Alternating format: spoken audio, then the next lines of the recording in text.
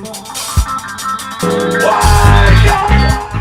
everybody. It is your girl, Miss Motivational Mogul Mindset, Ava Cherie, the Inspire.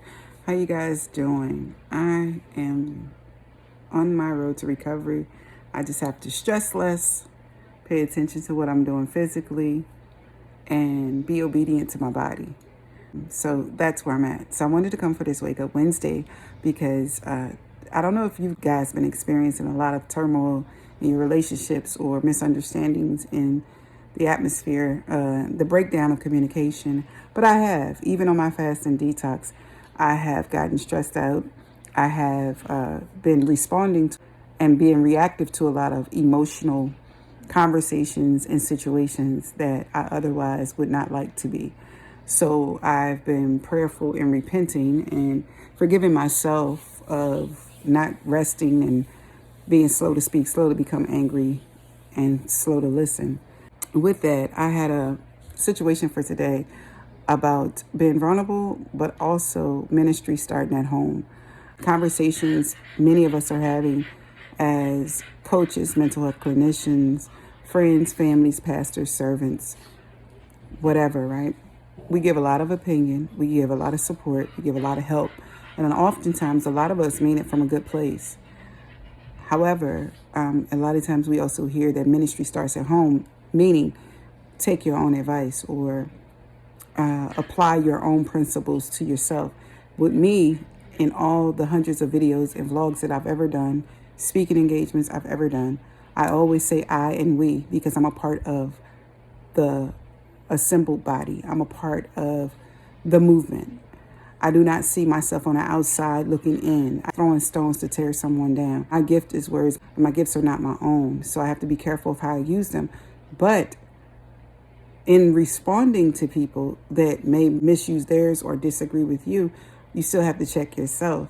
And so when ministry starts at home, which means when I'm led to do a vlog, I always tell you guys that I'm not going to speak unless the Holy Spirit speaks to me. I'm not going to get up here and try to innuendo drop hints or serve any way other than a servant leader would, exemplifying the fruits of Christ.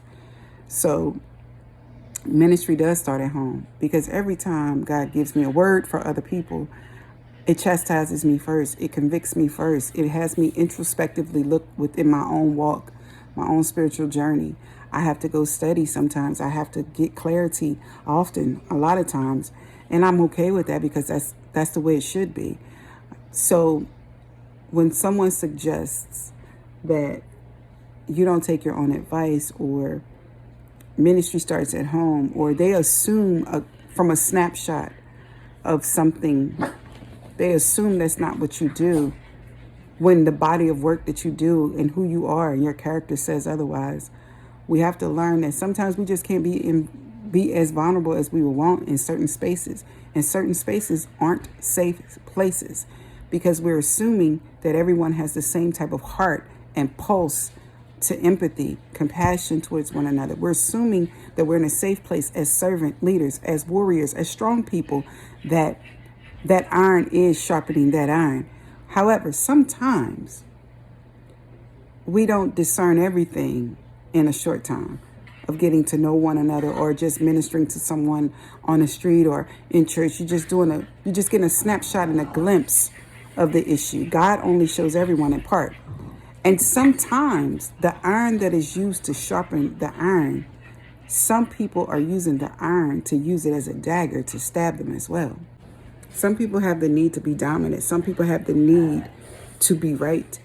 Some people have the need to take the iron and think that they have to bash it over someone's head, their opinion, their viewpoints, their values. They need to bash it and bash it. And that iron will never sharpen that iron. It will only make that relationship dull.